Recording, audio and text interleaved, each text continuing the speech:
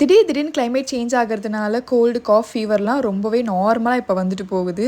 இந்த டைம்ல இந்த மாதிரி மசாலா அரைச்சு காரசாரமா ஒரு நண்டு மசாலா வீட்ல இருக்கிறவங்களுக்கு செஞ்சு குடுத்தீங்கன்னா, நெஞ்சில இருக்கிற சளி எல்லாம் முறிஞ்சு இருந்த இடம் தெரியாம போயிரும். நான் இன்னைக்கு கிரேவி டைப்ல சொல்லிக் குடுக்குறேன். ஸோ நீங்க சாதத்திலயும் போட்டு பெரட்டி சாப்பிடுறதுக்கு ரொம்பவே நல்லாயிருக்கும். நண்டு மசாலா எப்படி செய்யுதுன்னு பார்த்துருவோமா? ஒரு கடாயில 2லிருந்து 3 டேபிள் ஸ்பூன் அளவுக்கு எண்ணெய் சேர்த்துக்கோங்க.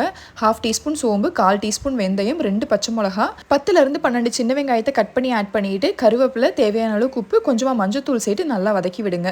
வெங்காயம் நல்லா வதங்கி வந்ததுக்கு அப்புறமா ஒரு மீடியம் சைஸ் தக்காளியும் கட் பண்ணி ஆட் பண்ணிட்டு இதுல உங்க காரத்துக்கு ஏத்த அளவுக்கு மிளகாத்தூள், 1 டீஸ்பூன் மல்லித்தூள் சேர்த்து நல்லா மிக்ஸ் பண்ணி விட்டுக்கோங்க. இது இந்த மாதிரி லைட்டா எண்ணெய் தெளிஞ்சு வர்ற டைம்ல க்ளீன் பண்ணி வச்சிருக்கிற 3/4 கிலோ அளவுக்கு நண்டை சேர்த்துக்கோங்க. மசாலா, நண்டு எல்லாம் ஒன்று சேர்ற மாதிரி நல்லா மிக்ஸ் பண்ணி விட்டுட்டு 2.5 டம்ளர் தண்ணி விட்டு மூடி போட்டு வேக விட்டுருங்க. இப்போ ஒரு ஃப்ரெஷ்ஷாக ஒரு மசாலா அரைச்சி சேர்க்க போகிறோம். அதுக்கு மிக்சர் ஜாரில் 2 டீஸ்பூன் மிளகு, 1 டீஸ்பூன் சோம்பு, 1 டீஸ்பூன் சீரகம், 5-6 பல்லு பூண்டு, கொஞ்சமாக இஞ்சி, 5-6 பது தேங்காய் சேர்த்து நல்லா ஃபைன் பேஸ்ட்டாக அரைச்சிக்கோங்க. இப்போ நண்டு ஒரு 10லிருந்து 15 நிமிஷம் இந்த அளவுக்கு நல்லா வெந்து வந்ததுக்கப்புறமா அரைச்ச தேங்காய் பேஸ்ட்டு இது கூட சேர்த்துட்டு மறுபடியும் மூடி போட்டு நல்லா எண்ணெய் பிரிஞ்சு வர வரைக்கும் வேக விட்டுட்டு ஃபைனலாக கொத்தமல்லி தழை தாராளமாக தூவிட்டு கேஸ் ஆஃப் பண்ணிட்டீங்கன்னா சூப்பர் டேஸ்டியான காரசாரமான நண்டு மசாலா ரெடி ஆயிரும். கண்டிப்பாக இந்த வீடியோவை சேவ் பண்ணிட்டு ட்ரை பண்ணி பாருங்கள். பாய்.